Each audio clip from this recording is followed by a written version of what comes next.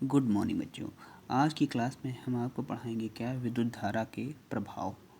तो विद्युत धारा के प्रभाव का तात्पर्य यह है कि जब हम विद्युत धारा किसी भी चीज़ में मतलब क्या करंट देते हैं या विद्युत धारा जाती है तो उसकी वजह से हमें क्या क्या चीज़ें मिलती हैं उसके बारे में पढ़ेंगे। तो सबसे पहले क्या आपका ऊष्मीय प्रभाव।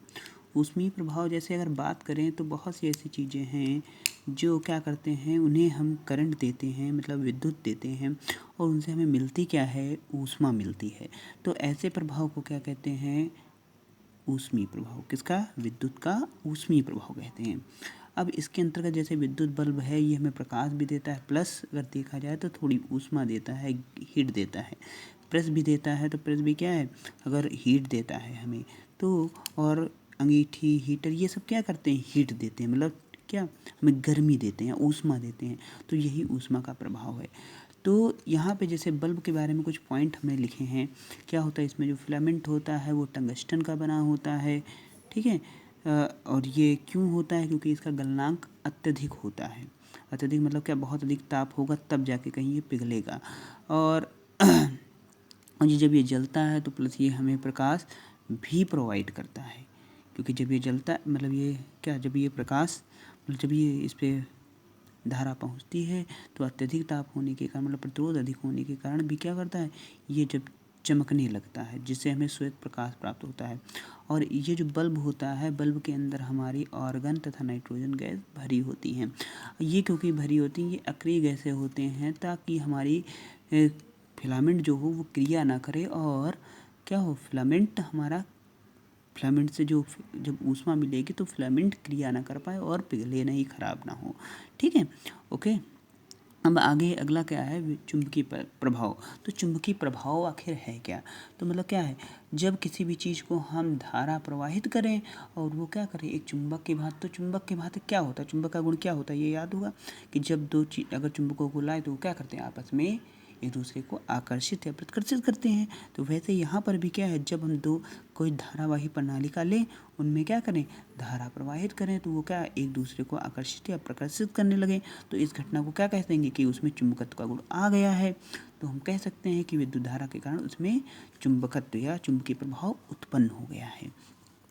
तो अब ये अब ये तो हमने कह दिया आपसे कि धारावाही प्रणालिका। तो धारावाही प्रणालिका की बात करें तो प्रणालिका क्या होती है, तो प्रणालिका एक खोखली, कोई खोखली बेलन हो सकता है या रॉड ले, उसके ऊपर वो क्या हो, अचालक खोखली बेलन हो जिसके ऊपर हम तारों के कई फेरे लपेट देते हैं।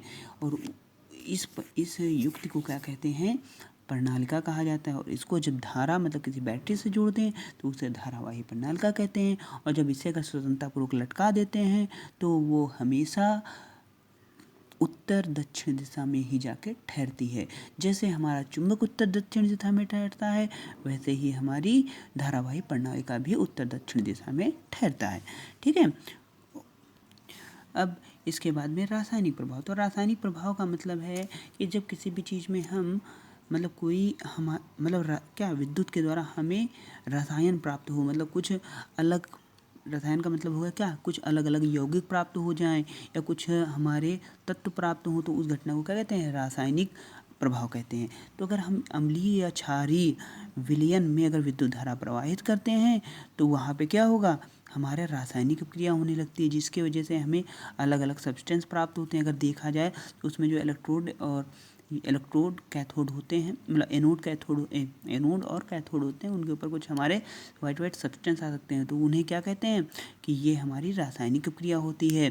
तो इस आधार पर अगर कहा जाए कि किसी भी चीज़ पे लेप लगाना होता है, विद्युत लेपन करना होता है, तो उसमें इस क्रिया का प्रयोग किया जाता है। धातुओं का निष्करण मतलब क्या, अलग अलग धातुओं को अगर अलग करना है, निष्कर्षित करना है, शोधन करना है, तो उसमें ये सब क्रिया का प्रयोग करते हैं। अब यहाँ पे वोल्ट मीटर की जो कार्य प्रणाली होती है वो इसी सिद्धांत पे कार्य करती है, मतलब रासायनिक प्रभाव पर आधारित होती है। अब बात करें फ्यूज। तो फ्यूज क्या होता है, फ्यूज अगर बात करें तो फ्यूज कुछ नहीं, फ्यूज एक प्रकार का तार होता है। किसका, मिश्र धातुओं का एक तार होता है, मिश्र धातु का एक तार होता है जिसका प्रतिरोध उच्च होता है। प्रतिरोध मतलब वो धारा के मार्ग में रुकावट उत्पन्न करता है। जब और लेकिन इसका गलनांक क्या होता है, गलनांक बहुत कम होता है, गलनांक बहुत कम होता है, क्योंकि हल्का सा भी, थोड़ा सा भी अगर उसको ताप मिल जाए तो वो पिघल जाएगा। अब इसका कार्य क्या है, तो बात करें फ्यूज क्या है, फ्यूज एक निम्न गलनांक वाली मिश्र धातु से बना एक तार होता है जिसका प्रतिरोध उच्च होता है।